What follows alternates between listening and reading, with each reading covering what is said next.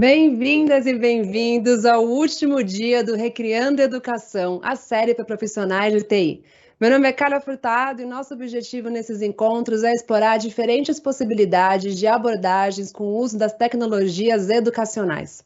Nos últimos dias falamos sobre automação, análise de dados, segurança, ferramentas de negócios do Teams e hoje nós vamos abordar um ensino híbrido. Quais são os seus desafios e possibilidades e como o Azure pode potencializar os processos nesse formato de aprendizagem? Para isso, eu recebo o Fábio Velo, que é CEO na IT Core Soluções Tecnológicas, o Igor Abad, que é CEO e Founder na CloudMotion, e a Nívia Silva, Education Cloud Specialist na Microsoft. Lembrem-se que se você tiver qualquer dúvida, é só enviar aqui no chat. As perguntas serão respondidas por ali durante a sessão em particular. E se você precisar de legendas, é só ativar a transcrição para o português aqui pelo Teams. Vamos lá então? Fábio, Igor e Nívia, é um prazer receber vocês no Recriando Educação. A gente começa com você, Nívia. Obrigada, Carla. É um prazer estar aqui neste evento para falarmos um pouco sobre soluções em Azure para potencializar processos no ensino híbrido. Bem, eu sou Nívia Silva, sou especialista em nuvem para a educação na Microsoft e eu primeiro gostaria de contextualizar o que é o ensino híbrido, né?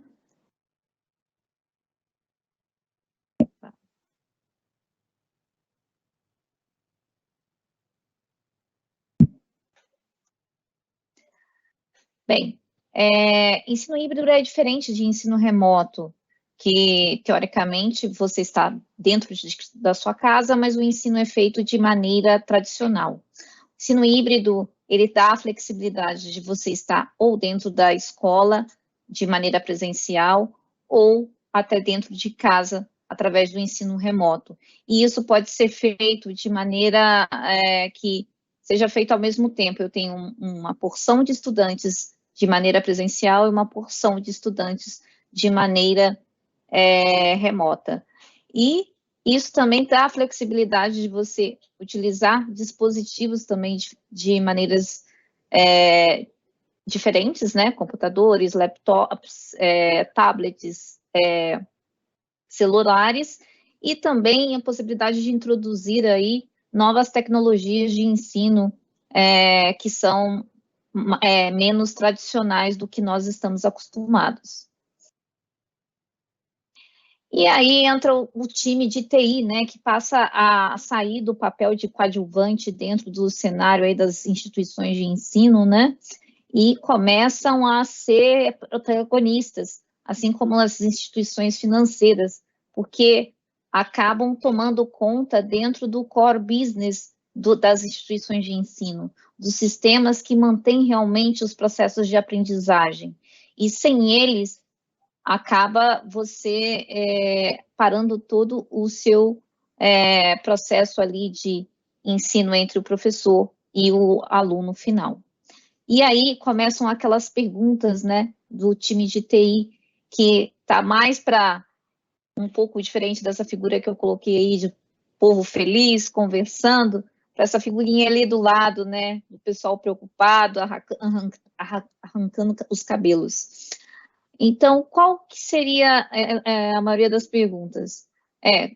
Como eu posso reduzir custos? Porque eu tenho que aumentar aí a minha infraestrutura de TI para poder atender essa demanda de ensino híbrido, de ensino à distância. Como eu posso proteger o meu ambiente de ataques cibernéticos, que é cada vez mais frequentes. Temos cada vez mais ouvido instituições sendo atacadas por hackers. Ultimamente tive uma experiência de atender um cliente que foi atacado por um ransomware, que perdeu muita coisa do data center deles. Então, isso é uma preocupação constante de qualquer time de TI. E vamos abordar principalmente nas 3 sessões de hoje, como eu posso manter a continuidade dos negócios, ou seja, como as nossas aplicações, o core business do meu processo de aprendizagem, ele pode ser feito de uma maneira que não tenha um mínimo de interrupção, tenha disponibilidade, atenda à questão da sazonalidade que existe muito na instituição de ensino, ou seja, eu não preciso comprar mais aquele maquinão, eu posso fazer de uma forma que eu pago somente pelo uso, e com isso eu acabo reduzindo custos, como eu posso trabalhar com melhor produtividade através do ensino à distância, ou também até olhando a própria instituição através do trabalho remoto, o professor, ou até mesmo as pessoas que trabalham ao redor, né, que o setor de RH, setor financeiro, e também como a gente pode trazer novas tecnologias aí dentro do processo de aprendizagem, né, como nós podemos reimaginar o meu negócio no novo normal, que a gente sabe que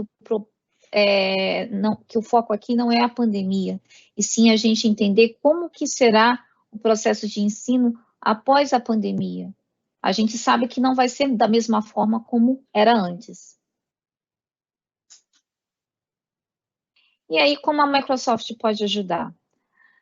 Primeiro, como eu vou falar sobre questão de produtividade de remoto, vou falar de duas tecnologias que nós usamos, que seria o Azure Virtual Desktop e Lab Services, que é a parte de virtualização, que é eu extrair toda a camada física, a camada de hardware, e só para pensar em sistema operacional e aplicativos. E aí eu garanto produtividade, consigo trabalhar com um ambiente híbrido, ou seja, eu consigo trabalhar com presencial e com remoto ao mesmo tempo, consigo trabalhar de forma inteligente e segura através de várias features que permite com que eu consiga, por exemplo, desligar as minhas máquinas com configurações simples, ou até mesmo eu ter bastante features dentro do próprio ecossistema da nuvem que permita que eu trabalhe com segurança e ao invés de eu trabalhar com o meu dispositivo pessoal. Porque como hoje o profissional de TI consegue garantir que o dispositivo ou notebook da pessoa realmente está seguro para conseguir entrar dentro de uma aplicação, dentro da empresa, dentro da instituição de ensino. Então, isso é grande parte das preocupações. E aí, virtualização de desktops, né? Na verdade, antes, acho que até há um mês atrás, era conhecido como Windows Virtual Desktop, mudou o nome agora, é Azure Virtual Desktop. E quais vantagens nós temos de utilizar esse serviço de virtualização para desktop, né? Primeiro, eu consigo usar multisessão através do Windows 10. O que isso significa? Que eu não preciso criar várias máquinas virtuais de um para um. Uma máquina virtual pode atender diversos alunos ou profissionais de uma instituição de ensino. Eu posso migrar todo o meu ecossistema antigo, né, legado do Remote Desktop, facilmente para essa nova plataforma. Tem uma sinergia muito forte com o Office 365, né? A gente for falar de Teams, a gente for falar de OneDrive, principalmente, e até é otimizado para utilizar com o Office 365. Consigo fazer isso, deployar esse ambiente, né? Construir esse ambiente de uma maneira rápida e gerenciar isso através de um portal unificado dentro do Azure. Permite ter perfis móveis, ou seja, eu ter aquela minha carinha que eu sempre estou acostumada a ver aí do meu desktop, eu consigo transportar isso independente de qual máquina eu entrar. Posso mascarar minhas aplicações, tanto do meu desktop, ou de qualquer forma eu posso também fazer de uma forma que eu não enxergue mais nem meu desktop, só enxergue a aplicação. Então, eu virtualizo o desktop e virtualizo aplicações. Tenho proteção contra vulnerabilidades Java, consigo fazer autenticação através do Azure Active Directory, né? que é o mecanismo de autenticação mais utilizado no mundo, e consigo também utilizar o Microsoft Intune, né, que seria o nosso MDM, gerenciador de dispositivo. E aí está uma preocupação, né, segurança, né, então por que eu consigo confiar no Azure Virtual Desktop? Primeiro porque ele é integrado com todos os nossos mecanismos de segurança, Azure Firewall, Azure Sentinel, Microsoft Defender, que é o nosso antivírus. Então, eu consigo garantir segurança de ponta a ponta. Outro eu consigo trabalhar com políticas, com acesso condicional, autenticação multifator, né, o MFA, usar o RBAC, e também é um serviço que está em conformidade com todas as certificações aí que nós temos aí de mercado com relação à segurança, como a ISO 27001 e outras. Aqui eu vou mostrar um pouquinho para vocês de como seria fácil construir um ambiente de Azure Virtual Desktop. É um videozinho rápido, de 3 minutos apenas. Eu estou aqui no portal Azure. Vou procurar aqui o serviço de Azure Virtual Desktop. Vou criar um host pool. O objetivo aqui é já criar um ambiente que dê para usar uma máquina para várias pessoas. Seleciono minha subscrição, meu grupo de recursos, coloco um nome para o meu host pool. Aqui vou colocar educação, né? Edu. A região onde eu gostaria de colocar, isso é importante por questões de latência. E aí, olha, o host pool type, que aí eu coloquei pooled, porque aí permite essa questão aí de eu conseguir ter, por exemplo, uma máquina para 10 sessões. Vou para a minha máquina, aqui eu seleciono exatamente meu tipo de máquina, também configuro configurações de alta disponibilidade.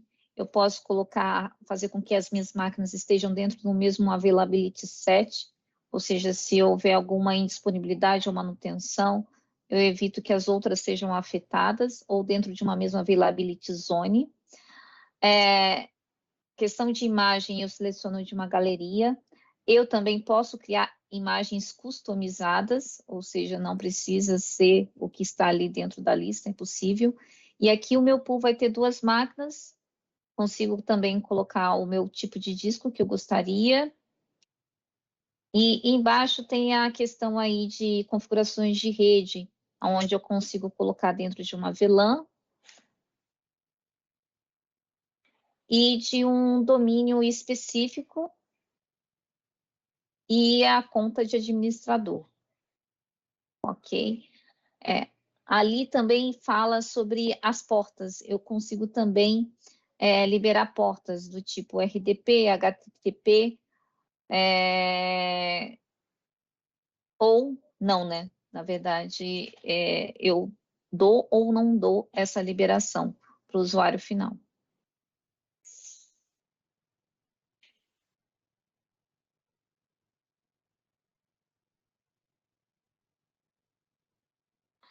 Bom, eu vou adiantar aqui um pouquinho. Na verdade, aqui agora eu só vou preencher essa informação aqui, que seria de conta de administrador do domínio e a conta de administrador local. Vou dar um review e o meu pool está criado dentro de 3 minutos aqui. Então, gente, é fácil desse jeito, do jeito que está aqui. E aí, depois eu faço algumas configurações na minha imagem, de acordo com o meu ambiente, e aí vai estar pronto para eu poder utilizar ou através de RDP ou através de um portal HTTP, eu consigo fazer e utilizar o meu Windows Virtual Desktop, ok? Eu vou parar o vídeo agora e vamos falar de um pouquinho mais sobre o Windows Virtual Desktop. Com relação ao licenciamento, o interessante é que a maioria das instituições já estão elegíveis para usar o Azure Virtual Desktop. É só ter algum dessas licenças de Microsoft 365. Eu também consigo virtualizar servidores desde que seja o Windows Server 2012 em diante. E pago apenas pela computação, já que eu tenho a licença, né? E existe a opção de comprar por reserva. Eu posso reservar de 1 a 3 anos, com isso economizar até 72% aí do custo com relação à utilização do Azure Virtual Desktop. Agora vamos para a parte dos laboratórios virtuais, né? Qual que é a preocupação com os laboratórios virtuais? Imagine aí o gestor e o departamento de TI. Planejamento geral de espaço, orçamento, custo, contratos, locações, leasing. Quando a gente fala de contratos, aí a gente está falando não só o contrato da compra dos equipamentos, mas contrato de suporte, de licenciamento, contrato de pessoas para manter gerir aquele laboratório, gestão patrimonial, questão de instalação, suporte de segundo ou terceiro nível, e aí entra a parte de suporte de hardware, a parte de suporte de software, e aí entra a parte de gestão acadêmica, que são os professores e estudantes, porque o que o professor deseja, né, na verdade, é ter especialização, é ele poder ter a máquina especializada para o curso dele, que ele quer ministrar, e ter o suporte, e hoje o cenário é que ele precisa de estar presente ali para poder garantir que realmente aquela máquina está configurada exatamente com o conteúdo que ele quer ministrar. O estudante é a mesma coisa, né? Ele quer ter flexibilidade para escolher o tema do curso que ele quer naquele momento estudar, mas hoje, no momento, ele está amarrado a acessar o ambiente de uma maneira presencial ou remota. Mas, de qualquer maneira, a gente vai entrar aí, quando a gente falar de ensino híbrido, num deadlock, né? Porque aí a gente vai ter estudantes acessando de forma presencial e estudantes acessando de forma remota. Como isso vai acontecer? Que aí você já não vai conseguir fazer com que os que estão remotamente acessem o presencial. E aí a gente começa a ter que pensar em soluções aí. Então, para isso nós temos o Azure Lab Services. E aí o que a Microsoft pode ajudar nesse sentido? É fornecer recursos de laboratórios em qualquer local e em qualquer dispositivo, fazer com que a equipe docente tenha flexibilidade para criar os laboratórios, reduzindo a sobrecarga do time de TI, ter um modelo de preços muito fácil e também fornecer controles de agendamento e disponibilidade dos recursos, ou seja, pagar somente pelo uso. Isso aí é muito importante, né? Em questão de custo, a gente tem horário de início, horário de fim, para poder realmente funcionar. Eu vou pular um pouco aqui, que eu gostaria já de entrar lá dentro do portal Azure para mostrar um pouquinho do que o profissional de TI, o professor e o estudante, ele enxerga dentro do portal. Aqui eu vou abrir a internet. O profissional de TI ele vai criar apenas uma conta de laboratório. Nessa conta de laboratórios, que no caso eu já criei, que chama My Labs, eu faço apenas crio essa conta, crio o controle de acesso de quem vai poder criar os laboratórios, faço a configuração de setup de laboratório, de, por exemplo, quando é que eu vou desconectar os meus usuários, quando eu faço o shutdown das máquinas, e isso é muito importante para pagar somente pelo uso, porque sempre existe aquele usuário, aquele aluno que vai chegar atrasado, ou aquele aluno que vai faltar. Então, essas máquinas não precisam estar ligadas dentro de um ambiente de nuvem. E existe a possibilidade de eu usar imagens dentro do Marketplace ou na galeria. A questão do laboratório, que aí seria criar o laboratório, seriam os cursos. Eu já tenho 3 cursos criados aqui, com 3 tamanhos diferentes. Eu tenho dentro daquela conta My Labs, Eu tenho uma que seria com uma máquina com poder de processamento de GPU, que eu poderia estar colocando aqui um AutoCAD ou qualquer aplicação que exija um recurso gráfico maior. Tem uma máquina Linux e tem uma máquina de Office 365. Como que eu crio o laboratório? É muito simples.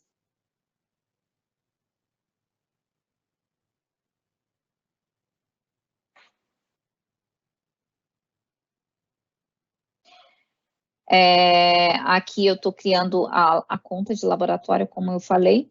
É só colocar o nome, o Resource Group e a localização. Aqui eu vou estar criando o laboratório em si, que seriam os cursos, né? E aí eu coloco um nome, eu vou colocar teste, seleciono o tamanho das minhas máquinas. Aqui eu coloco o tamanho, que pode ser desde small, medium, ou até large, ou até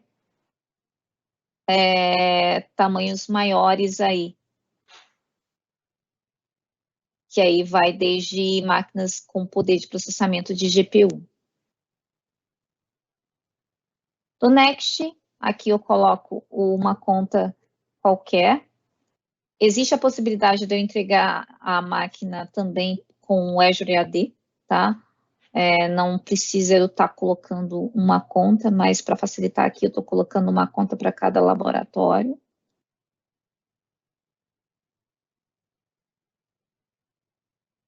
Do Next. E aqui eu coloco aqui novamente aquelas mesmas configurações de cada laboratório.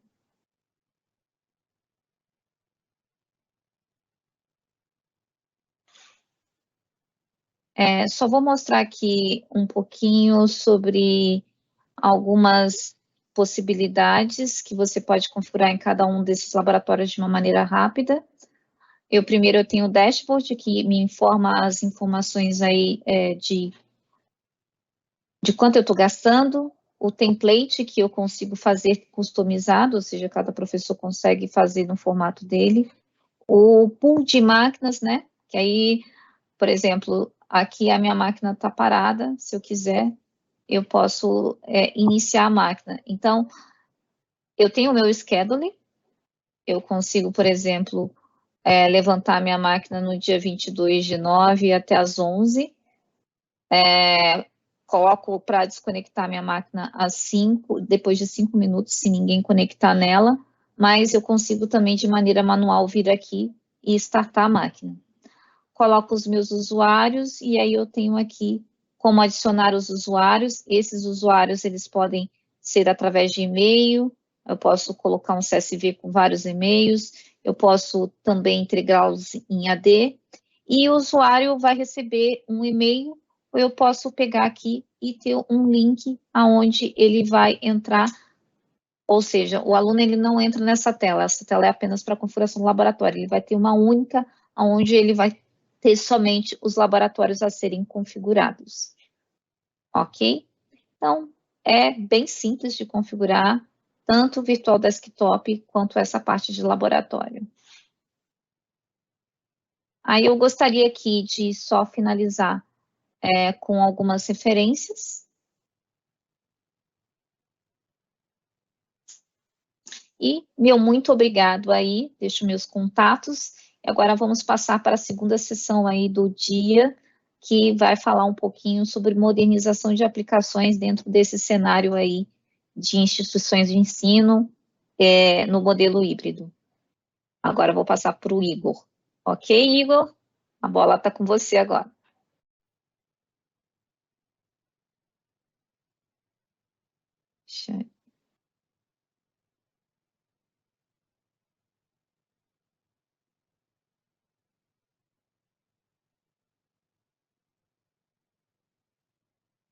Pode seguir, Igor, a gente já está com essa transmissão. Perfeito, deixa eu só compartilhar minha tela, então.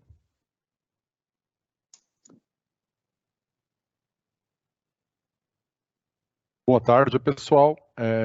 Eu sou Igor Abad, CEO da CloudMotion, e sou também Microsoft Regional Director, E hoje eu quero conversar com vocês sobre uma situação com a qual nós temos nos deparado com uma razoável frequência, que é como que nós podemos apoiar instituições de ensino nesse momento tão desafiador para todo mundo. Eu coloquei a expressão novo normal entre parênteses, porque apesar da gente ouvir bastante essa expressão, eu confesso que eu não me sinto muito confortável com ela, porque parece que a gente está banalizando uma coisa tão séria que tem acontecido com todo mundo.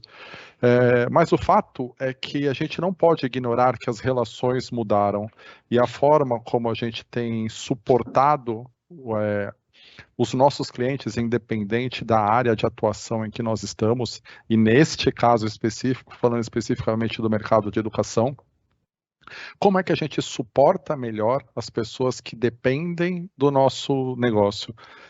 E hoje, ninguém tem uma resposta muito clara para isso, a bem da verdade. É fácil imaginar que, na dúvida, joga para a nuvem. E parece ser uma boa resposta. Mas jogar para a nuvem está longe de ser um processo de next, finish. Como é que a gente consegue pensar num caminho e principalmente avaliar se a nuvem realmente é a resposta para os problemas que a gente tem? Uma coisa que é fato para nós que estamos na área de TI, e eu me incluo nisso também, porque a CloudMotion é uma consultoria de TI, então a gente vive esse dia a dia, a gente está o tempo todo ajudando os nossos clientes a lidar com esses desafios. A gente tem percebido que, por conta do isolamento social, por conta desse momento em que as pessoas precisam estar mais tempo trabalhando de casa ou estudando de casa, toda a nossa infraestrutura de TI ela tem sido desafiada, ela tem sido testada aos seus limites. E isso significa, inclusive, que a gente tem precisado aprender coisas que a gente, de verdade, não precisava se preocupar no passado. Ninguém lá, se a gente for lembrar, em fevereiro ou março do ano passado, a verdade é que ninguém estava pronto para fazer a virada na velocidade em que nós fizemos. E a grande maioria das empresas conseguiu fazer. E eu preciso, inclusive, aproveitar esse momento e registrar os meus parabéns para os profissionais de TI, porque a gente conseguiu fazer essa virada muito rápido. O pessoal da Microsoft usou uma expressão uma vez que eu achei tão feliz, chamam a gente de Digital First Responders. First Responder é o socorrista, a pessoa que chega primeiro numa situação crítica, numa situação de catástrofe. E, de certa forma, aquele momento lá atrás, ele foi muito parecido com isso. Foi muito como é que a gente responde rápido a essa situação tão dramática de repente, todo mundo precisa trabalhar de casa. Agora que a poeira abaixou, agora que a gente já entende um pouco melhor como as coisas funcionam, é momento de estruturar melhor esse processo. E aí eu queria compartilhar com vocês uma situação que nós tivemos de uma instituição de ensino que se deparou exatamente com esse momento de agora que a poeira assentou e a gente precisa começar a escalar os processos, escalar os serviços de maneira mais sustentável, porque num primeiro momento a gente não parava para pensar, no primeiro momento era só bota hardware aí, bota servidor, vai crescendo a infraestrutura, incha do jeito que precisar, porque nesse momento a gente só precisa continuar mantendo a máquina rodando. Como que a gente otimiza isso agora? No caso de instituições de ensino, uma coisa que é inegável é que a demanda por EAD ela vai continuar crescendo. A gente, mesmo num cenário híbrido, como a Nívia colocou bem agora há pouco, o híbrido não significa que as pessoas em algum momento vão voltar para o que era. Eu honestamente não acredito nisso. A gente, agora que a gente entendeu que é possível fazer as coisas à distância, eu tenho certeza que a gente vai ter cada vez mais demanda por ensino à distância, por trabalho à distância. Só que a gente tem não apenas essa demanda por EAD crescendo, mas tem uma outra situação que é desafiadora para qualquer TI, que é a questão dos picos sazonais. E as instituições de ensino, de maneira geral, principalmente as universidades, elas estão muito expostas a isso. É fácil vocês que estão nos ouvindo aqui se identificarem quando você lembra de situações típicas que a gente tem ao longo do ano, como, por exemplo, um período de avaliações ou o período do vestibular, onde a gente tem uma demanda muito maior pela infraestrutura, mas essa demanda ela é muito sazonal. Depois que a gente passou daquele pico, ela reduz. E lidar com esses picos sazonais é sempre muito desafiador quando a gente está falando de TI, porque a gente precisa controlar o custo de alguma forma e evitar que a gente precise comprar uma infraestrutura muito superdimensionada. Porque senão é difícil você alcançar equilíbrio financeiro com isso. Como que a gente faz a conta fechar, principalmente para essas demandas oscilantes? O modelo típico de aquisição de hardware e de software de TI não funciona. Um outro agravante é a habilidade de responder rápido à mudança. O modelo tradicional de TI limita a nossa capacidade de resposta rápida, porque a gente depende de passar por um processo de aquisição, que normalmente é longo, normalmente é burocrático, e se a gente depende do processo típico de provisionamento de infraestrutura, de provisionamento da aplicação, a gente acrescenta um tempo muito longo que, por vezes, não atende à necessidade da instituição a qual nós estamos servindo. Por último, mas não menos importante, a gente tem uma questão de segurança e de previsibilidade. A necessidade de segurança nunca foi tão óbvia, nunca foi tão visível, por conta de a gente estar colocando cada vez mais workloads na internet. E eu ser capaz de assegurar esses meus ambientes e de ter alguma previsibilidade de disponibilidade, de acesso de recursos e de constância de resposta é uma parte muito importante. E nesse caso em particular, no trabalho que nós fizemos com esse cliente, havia a necessidade de manter uma arquitetura híbrida. Ou seja, uma parte da infraestrutura ela poderia ser levada para a nuvem desde que fizesse sentido, mas outra parte dessa infraestrutura ela precisava ficar dentro de casa. Para isso, a gente propôs uma arquitetura que pegava uma solução, nesse caso em particular, a gente estava falando de o portal principal da instituição de ensino, que é construído em PHP, e que tinha alguns desafios de escala, e a gente precisava suportar uma melhor escala, e a arquitetura escolhida para isso foi usar o Azure Front Door como porta de entrada, funcionando tanto como CDM quanto como proteção contra DDoS. O Front Door é uma excelente solução para fazer literalmente a porta de entrada para o nosso serviço. E aí a gente tem do lado de dentro, rodando dentro de uma VNet isolada, a aplicação dentro de um app service, rodando contida dentro de um app service com escalamento horizontal e escalamento vertical, conforme a necessidade. Um cache em Redis, para permitir que a gente escale essa solução na horizontal de maneira transparente. Então, a aplicação pode aumentar e diminuir a quantidade de nós no serviço, e o meu back-end Redis vai manter os meus caches. Então, eu consigo, inclusive, um balanceamento mais eficiente, porque com isso, os meus alunos eles podem bater em qualquer nó do meu cluster e as informações dele vão estar lá. O monitoramento desse ambiente era todo feito por Application Insights, que é uma funcionalidade do Log Analytics, e o banco de dados em Postgre também rodando no Azure. Um aspecto importante da solução que foi apresentada para essa instituição foi o apoio do Azure DevOps como ferramenta para viabilizar a gestão desse novo ambiente, desse novo modelo de trabalho. Então, a capacidade de gerenciar as demandas e de responder de maneira rápida a essas demandas e ter processos automatizados de implantação é fundamental para suportar um modelo de escala automática baseado na nuvem. E eu vou mostrar para vocês daqui a pouco o que a gente fez lá. Então, tanto a parte de gestão de projetos, quanto a parte de automação de pipelines, foi construído de forma que a gente pudesse fazer o deploy não apenas da aplicação, mas também da infraestrutura da aplicação. Então, aqui a gente tem um exemplo de provisionamento do cache Redis sendo feito através de um script em Terraform associado ao Azure Pipelines. Então, o provisionamento da infraestrutura, ele acontece como parte do nosso pipeline de DevOps. E com isso, eu só começo a gastar efetivamente a minha infra no instante em que eu faço o deploy da minha aplicação.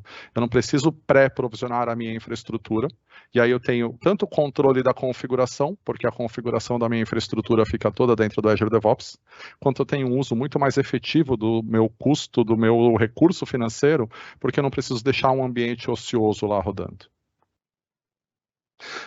Eu comentei com vocês que a tecnologia escolhida para hospedar esse portal foi o Azure App Service. E parte importante da decisão do cliente por escolher App Service passava pela possibilidade de eu poder fazer um scale out automático, que é uma das funcionalidades mais bacanas do App Service. Eu coloquei aqui um exemplo de um print para vocês, onde eu consigo configurar a minha infraestrutura de tal forma que, neste exemplo em particular, quando o meu consumo de CPU chega em 70%, ele faz o provisionamento instantâneo de mais uma instância do meu App Service e já começa a fazer o balanceamento de carga entre as instâncias. Então, à medida que vai subindo a minha demanda, e eu tenho várias métricas que eu posso usar, aqui a métrica de CPU foi uma, mas a gente tem várias métricas à disposição, à medida que vai aumentando a minha demanda, eu posso fazer o scale out, e aí eu combino a quantidade máxima de instâncias que eu posso ter, então eu posso ter controle de até onde vai o meu custo, e com isso eu posso tanto aumentar quanto diminuir as instâncias dinamicamente. Uma parte importante disso foi também a possibilidade de nós fazermos um teste de carga para validar se realmente essa nova arquitetura construída em cima do App Service, usando o front door e tudo mais, se suportaria o workload requisitado pelo cliente. E para isso a gente usou uma ferramenta de teste de carga do próprio Visual Studio para simular a carga. A gente montou um ambiente de carga distribuído na nuvem para ter várias máquinas virtuais rodando no Azure, simulando alunos acessando o portal dessa universidade.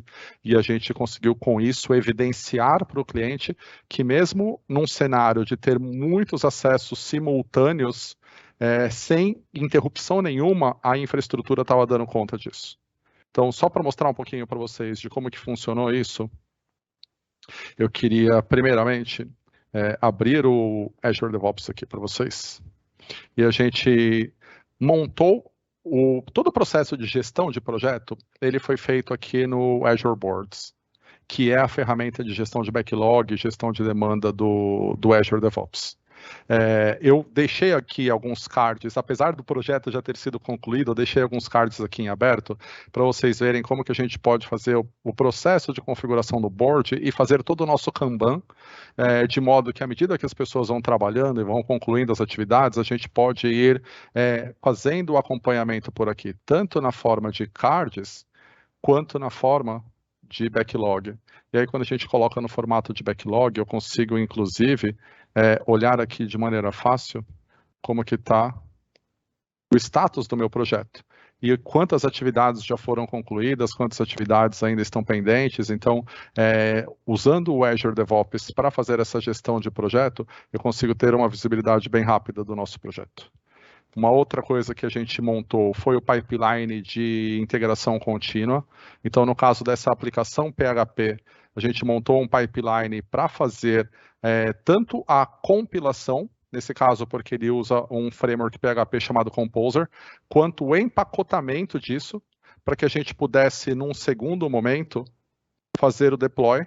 E aqui, essa é a menina dos olhos do projeto, eu queria mostrar para vocês que é uma das coisas mais legais, que aqui na nossa release é onde é feito o provisionamento, não só da aplicação, como a gente está acostumado a pensar quando a gente fala de pipeline de CI/CD, mas de toda a infraestrutura. Então, dá uma olhada nisso aqui, pessoal.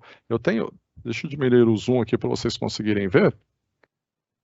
Mas eu tenho, dentro da minha release, etapas que representam cada um dos componentes da minha infraestrutura, e só depois que a infraestrutura está toda aprovisionada, eu tenho efetivamente o deploy da aplicação acontecendo. Então, esse processo ele acontece de maneira toda paralelizada, e o provisionamento do ambiente para cada um dos recursos, ele se baseia na execução de um script Terraform. Então, quando a gente está falando de infraestrutura, você pode fazer todo o provisionamento do seu ambiente usando o Terraform, fazendo o provisionamento pedaço a pedaço, para lá no final você fazer a implantação da aplicação e, inclusive, você conseguir fazer também os testes de carga serem executados automaticamente como parte do seu pipeline de CI. Percebe, então, como eu consigo, utilizando o Azure DevOps e tirando proveito da arquitetura elástica que a nuvem me provê, construir um ambiente que é provisionado sob demanda, que é escalado sob demanda, sem nenhuma intervenção manual, o que me dá consistência nos meus processos, o que me dá agilidade nos meus processos, e que nesse caso específico desse cliente, nos permitiu crescer a arquitetura de uma maneira que ele não imaginava possível, dado que ele ainda estava acostumado com um modelo baseado em infraestrutura típica de on-premise, de data center tradicional. Como vocês podem imaginar, esse assunto ele me empolga muito, é um assunto muito legal e tem muita coisa para a gente explorar. Se vocês quiserem saber mais sobre este e outros casos e como o Azure DevOps e como as soluções de modernização de aplicações do Azure podem ajudar vocês aí na instituição de vocês, fiquem à vontade para me procurar. O meu Twitter é Igor Abad. Lá eu costumo compartilhar bastante material, bastante conteúdo com relação a esses assuntos. E agora vocês têm um outro assunto muito bacana. Eu vou passar a palavra para o Fábio, que vai falar com vocês sobre um outro aspecto muito desafiador quando a gente fala de instituição de ensino, que é a gestão de mídias, né, Fábio? Exatamente. Igor, obrigado. Boa tarde. Meu nome é Fábio Vela. Eu vou compartilhar minha tela aqui também, que vocês possam acompanhar.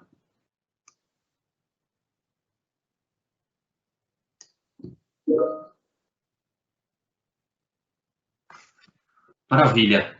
Então, meu nome é Fábio Velo. Hoje nós trouxemos dois assuntos muito importantes para o sistema de ensino híbrido, que é o uso de inteligência artificial nas centrais de mídias e internet patrocinada na educação. Então, são dois temas que está se colocando muito em abordagem atualmente, e a ITCOR desenvolveu duas soluções para que a gente possa entregar essa demanda para os nossos clientes. E aqui a gente trouxe alguns cases, algumas ideias para que a gente possa mostrar para vocês e demonstrar também as soluções. Então, falando um pouquinho de mim, né, eu sou um profissional de cloud com especialidade em inteligência artificial e infraestrutura, e estamos aí há 19 anos no mercado de TI, trabalhando com Microsoft. A ITCOR é um parceiro Gold em diversas clouds, né, e também um parceiro educacional Gold, que dá o respaldo para nossos clientes para que a gente possa entregar cada vez mais melhores soluções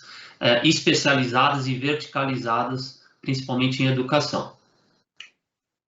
Alguns dos nossos clientes, a gente selecionou alguns para mostrar para vocês e trouxe em especiais dois, né? O Centro Paula Souza, que é vinculado à Secretaria de Educação, e a Unip, que também tem um case espetacular conosco. Falando de internet patrocinada, né? O que seria internet patrocinada e de como que a gente pode entregar isso para os nossos alunos?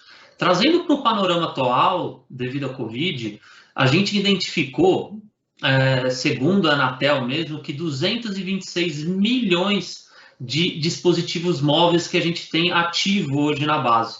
Só que 50% desses 226 milhões não tem a internet pós-paga. São realmente celulares pré-pagos e com pessoas que talvez não tenham uma internet de banda larga favorável para que a gente possa ter, por exemplo, um ensino híbrido, o uso de muitos gigas para que você possa ver uma transmissão ao vivo. Então, mediante esse panorama, algumas instituições já começaram a se movimentar para que a gente possa prover essa internet patrocinada de uma forma mais efetiva. Como que eu consigo entregar uma plataforma de aprendizagem gratuita, 100% gratuita para o meu aluno que está na ponta, seja ele utilizando um device de dispositivo móvel como um smartphone, Android, ou um iOS, como também um tablet ou mesmo um computador. Então, o grande desafio é popularizar essa internet gratuita para os usos das ferramentas educacionais. Então, aí a universidade ou grupo educacional pode escolher quais são as aplicações que ele poderia patrocinar os dados. E aí, mais para frente, eu vou explicar de que forma que a gente faz isso. Então, alguns benefícios, né? Então, assistir transmissões ao vivo, trabalhar com a plataforma de EAD 100% gratuito e não consumir o plano de dados móveis da família, que às vezes é muito restrito ou não tem a qualidade suficiente para que você tenha uma banda adaptativa. A nossa solução é integrada com todas as operadoras de telefonia. Então, a Vivo, Oi, Claro e TIM são todos os provedores que nós temos parcerias hoje para que a gente possa prover esse tipo de solução. Para o IES, a gente aumenta o valor agregado, né? Uma vez que a instituição está se preocupando com o aluno na pandemia, nós temos um problema econômico gigante que também trouxe através do Covid, como que as instituições podem fazer sua parte, trazer um valor agregado para o seu aluno e deixar a qualidade de dados e transmissões e aulas de ensino híbrido de uma forma aceitável. Então, a gente consegue realmente fazer uma grande diferença nas famílias que contratam os nossos serviços como instituição de ensino. E o controle de tráfego, né? É sempre muito importante a gente saber como que a gente vai usar essa banda de internet, qual operadora está bilando e quais são as tarifas que estão sendo contabilizadas, né? Para isso, eu trouxe esse case do Centro Paula Souza, que começou a se mover, e hoje eles são responsáveis pela toda a rede de ETEC e FATECs do estado de São Paulo. Temos mais aí de 350 mil alunos debaixo dessa esteira de prover conteúdo, de prover informação e educação para toda a rede de ensino técnico do estado de São Paulo. E falando desta solução, só para a gente entender o fluxograma dessa internet, como que eu identifico o aluno na ponta, né? Então, eu tenho um aplicativo aqui do nosso lado esquerdo, eu tenho o operador de redes, que aqui é a nossa operadora de celular, Vivo, Claro, Oi, né? E eu identifico através do meu app, fazendo o meu login lá no Office 365, se esse aluno ele tem direito à internet patrocinada ou não. É como se fosse uma campanha de marketing. Então, eu informo que o aluno A tem direito à internet gratuita, o aluno B, por exemplo, não teria. Então, através dessa tag, a gente consegue vincular se a gente vai usar um túnel com um VPN, que vai passar pelo nosso sistema de informação totalmente criptografada, que garante a banda, ou se ele vai sair direto pela telefonia móvel do próprio aluno ou pelo Wi-Fi. Então, essa é a forma que a gente entrega o nosso conteúdo aqui na ponta do lado direito. E para mostrar isso, eu trouxe um vídeo para ficar um pouco mais fácil, para que a gente possa entender como que nós entregamos e como foi desenvolvido esse app, tá? Quem quiser, nós estamos colocando também um link no chat aqui para vocês, tá bom, pessoal? Então, iniciando aqui, nós temos um aplicativo, por exemplo, de Android, nós customizamos esse app, né? E não estamos usando o Wi-Fi. Aqui a gente mostra exatamente isso. O nosso app ele vai abrir e puxar uma informação. Primeiro que nós temos uma comunicação de VPN segura com o Centro Paula Souza e com a Microsoft. Nós teremos, na sequência, um botão para fazer a autenticação. Aqui ele está informando, né, que ele vai usar o dado patrocinado e efetuar o login. A partir do momento que você faz esse login, ele já está se autenticando no seu tenant de Office 365 ou no seu tenant de Azure Active Directory. Ele vai cair numa página de login, eu vou até acelerar um pouquinho essa parte, onde a gente digita nosso login e nossa senha. Muito bem. Esse aplicativo ele vai abrir um pool de aplicativos. E aqui a gente pode fazer uma menção, colocar notificações, integrar com o calendário aqui do lado no nosso menu. A gente tem integrações com calendários do Office 365 e publicar qualquer outra aplicação que eu gostaria de patrocinar. Então, por exemplo, Teams, OneNote, Word, Excel e PowerPoint. São ferramentas básicas de ensino acadêmico e a instituição quer que esse tráfego de dados seja patrocinado pela escola. Então, nós fizemos praticamente um marketplace que ele clica no botão e esse botão vai chamar o aplicativo nativo e esse aplicativo nativo vai estar patrocinado. É diferente de você abrir o seu aplicativo diretamente no celular sem passar pela nossa aplicação. Então, uma vez que ele abriu a experiência nativa, ou seja, ele vai abrir, por exemplo, o Teams para ele ter uma aula ao vivo, ele vai se logar e você pode abrir a sua câmera, seu microfone e começar a fazer as suas videoaulas. Mais à frente, a gente volta, conecta num outro aplicativo e vai demonstrando para vocês que realmente cada um desses aplicativos estão abrindo, está com conexão de internet e que você tem a experiência realmente nativa. Qual que é o grande detalhe? Todo esse tráfego não está sendo pago pelo aluno. No final do mês, a gente recebe, né, via nosso aplicativo, todo o billing para a instituição de ensino que vai fazer realmente o pagamento. Bom, como que eu verifico isso dentro dos portais da Microsoft e o portal da Itcore, para que a gente saiba qual é o tipo de billing? Então, eu estou abrindo aqui, só um instantinho, internet, para mostrar para vocês um exemplo de tráfego de dados. A gente utiliza um provedor, um broker de comunicação que tem essa interligação com todas as operadoras e que a gente consegue realmente medir o que está passando em cada canal de cada operadora. Então, aqui é um dashboard do lado esquerdo, eu consigo ver o que está passando pela Claro, pela Oi, pela TIM e assim por diante, dentro da linha do tempo. Eu consigo saber quantas sessões eu tenho aberta naquele momento, qual é a banda de dados que eu estou trafegando dentro de um dia útil, o tempo gasto de sessão. E assim, sucessivamente, a gente consegue começar a ter uma experiência e maiores dados do que realmente está ocorrendo na minha internet patrocinada. A gente sabe que isso é uma preocupação também das instituições. Eu vou prover uma internet gratuita para o meu aluno, mas eu preciso monitorar, preciso ter visão do que está acontecendo, né? Então, dentro do nosso BI, você tem toda essa experiência e consegue gerar diversos insights de engajamento, por uso de dados, que tipo de aplicativo que foi feito, tempo médio de sessão, enfim, ele é muito rico e vai começar a trazer para vocês realmente uma visão entre o que eu tenho contratado e o que realmente está sendo usado.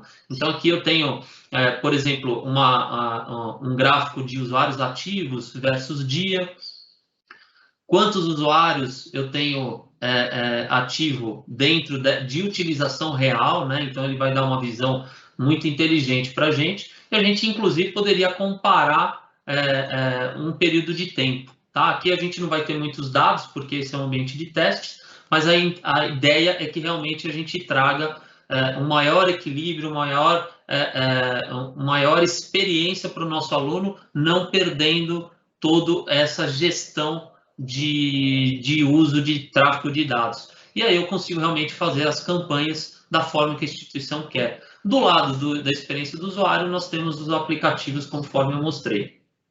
Agora, continuando nossa apresentação, para o nosso segundo aplicativo, seria o Upper 365. Né? O Upper 365 é a nossa central de mídias, e aqui a gente trouxe um outro case da Unip para que a gente possa falar um pouquinho o que seria a central de mídia. Então, a central de mídia, nós temos diversos conteúdos produzidos em diversas instituições acadêmicas, baseado em vídeo, que o professor vai para o estúdio, grava da sua casa. Agora está acontecendo muito na parte da pandemia, que a gente realmente tem um material rico e a gente precisa entregar isso para o nosso aluno, ou no EAD, ou na transmissão ao vivo, que pode usar o nosso app patrocinado também, mas o foco aqui da central de mídia é como eu produzo e converto todo esse original que eu tenho de gravação, ou de live, ou de vídeo on demand, para que ele possa se auto-adaptar conforme a banda de internet do meu aluno.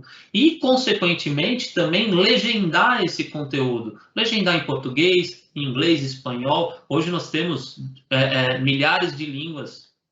Nós temos 60 línguas hoje de entrada que a gente pode traduzir. Tá? Então, como benefícios, né, da central de mídia, estímulos audiovisuais, eles impactam mais de 83% em relação a outros tipos de mídias. a gente maximiza a retenção da informação, a visão é responsável por 83% dessa retenção, e flexibilidade, acessibilidade, análise de dados, insights, como eu mostrei também no nosso portal de internet patrocinada, a gente também consegue gerar muitos insights através do nosso portal de central de mídias. E como que eu devo planejar esse vídeo para o próximo semestre, próximo ano? Então, primeiro, eu posso e devo fazer mais aulas virtuais, essa é a recomendação. Eu posso e preciso fazer muitas aulas pré-gravadas, que é o famoso vídeo on demand.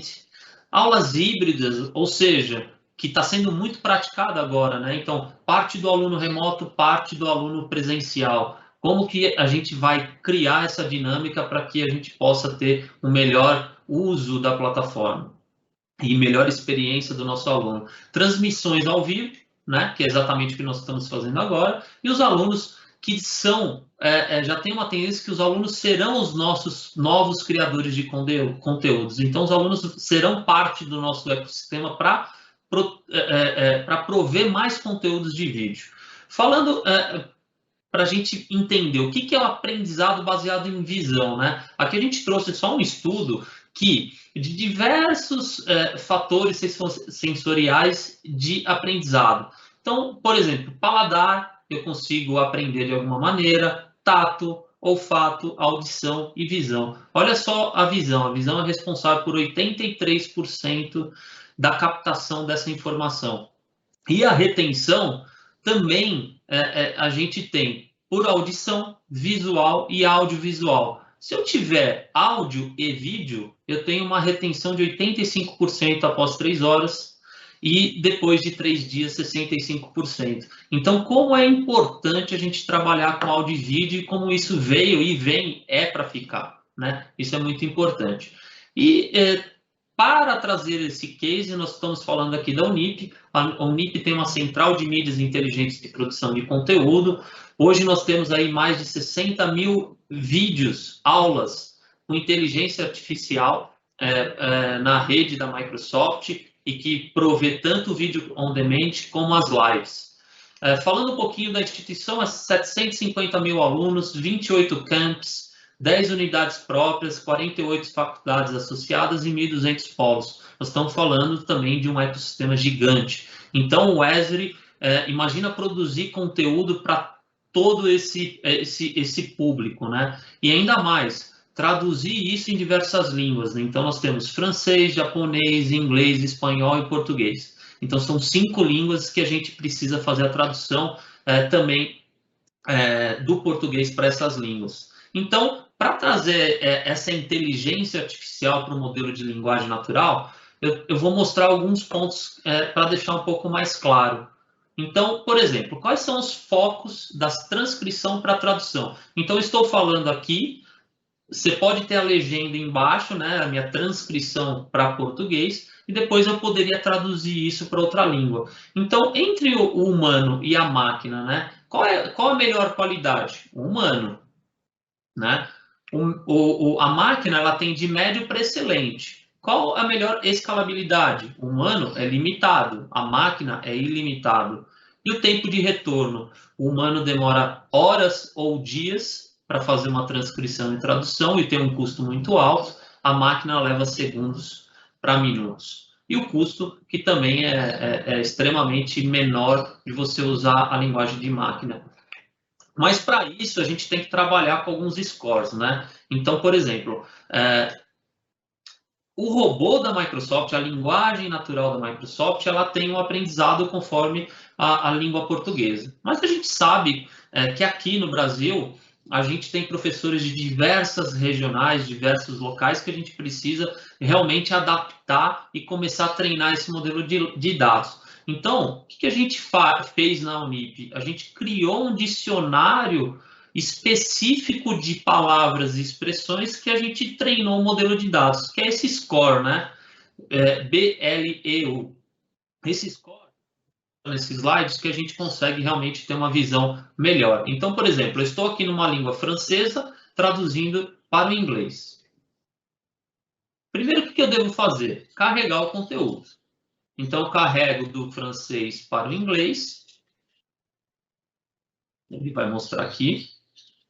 Depois, eu treino o modelo de dados. Eu entro com a equipe de revisão. A equipe de revisão vai lá, corrige o conteúdo, faz o modelo de teste treinar.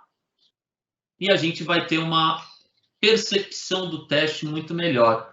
Por exemplo, aqui, o modelo geral, se eu não tivesse uma linguagem customizada, era de 22 pontos. Mas como eu melhorei e treinei o meu modelo, a minha inteligência artificial, eu consegui um acréscimo de 4 pontos no score.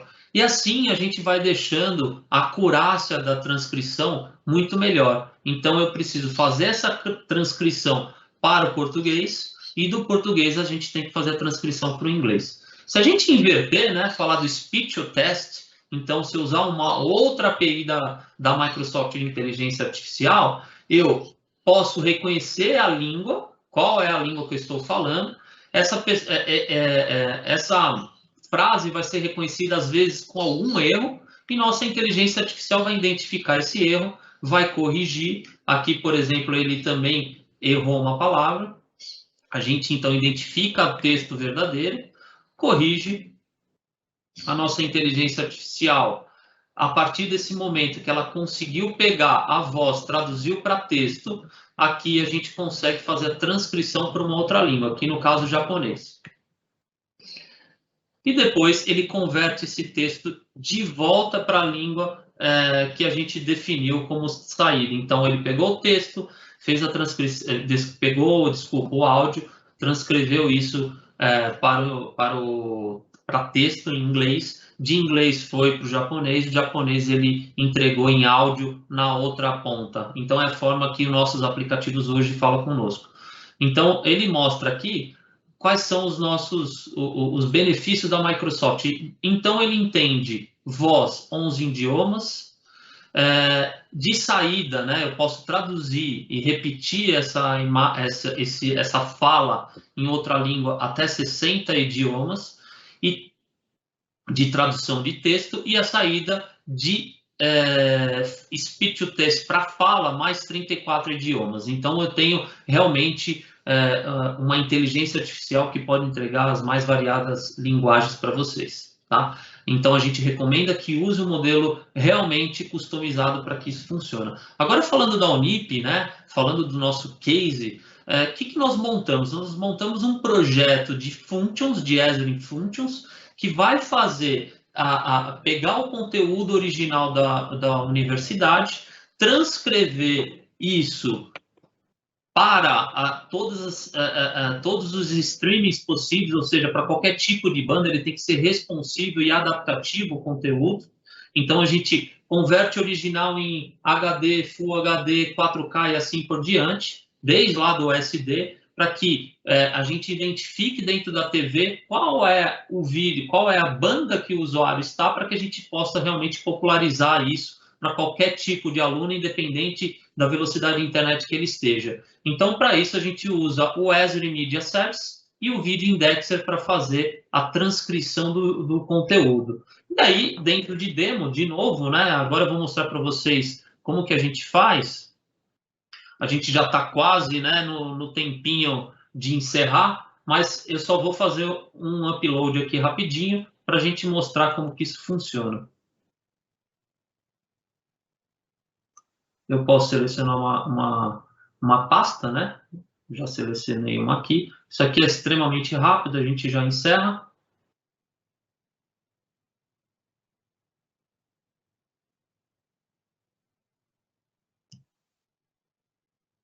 Legal. VideoMe, eu tenho um vídeo de realmente bem pequenininho. Eu seleciono minha área acadêmica. Esse é um app que nós criamos para eles.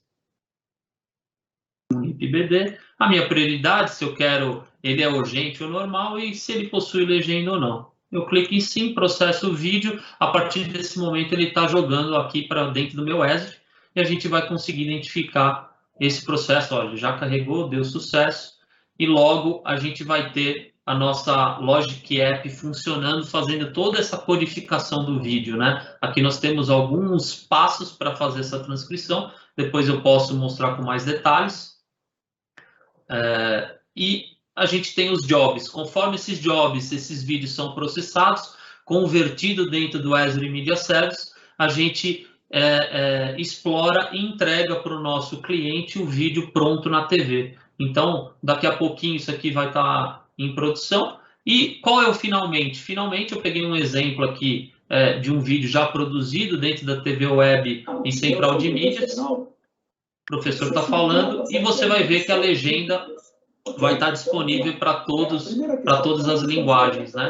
Então, eu poderia trabalhar com inglês, português, alemão e assim sucessivamente. Tá bom, pessoal? E voltando aqui para no meu slide, para a gente encerrar, eu queria colocar à disposição o nosso estudo da ESG. Então, a Microsoft, através da ESG, reconheceu a Etcor como líder de mercado em 2 quadrantes da Microsoft. E eu estou deixando o QR Code aqui. Caso vocês gostariam de saber mais das 2 soluções que a gente apresentou, a gente está ofertando uma consultoria grátis para que vocês conheçam mais essas soluções da Microsoft. E aí eu passo a palavra para a Carla de volta e agradeço muito o convite. Obrigado, Carla. Obrigada a você, Fábio, o Igor e Nívia, por todas as informações que vocês trouxeram para a gente hoje, fecharam super bem a nossa série. Eu também quero muito agradecer a vocês que estiveram com a gente nessa semana especial do Recriando Educação voltada a profissionais de TI. Esperamos muito que tenha sido útil para vocês e que isso ajude a proporcionar ambientes de trabalho mais eficientes, seguros e agradáveis, e que a educação e a tecnologia possam levar todos a alcançar mais. Para não perder os próximos eventos da Microsoft, acesse o QR Code que já vai aparecer na sua tela e fique por dentro das próximas datas. É isso, e eu espero muito reencontrá-los novamente em breve. Até a próxima!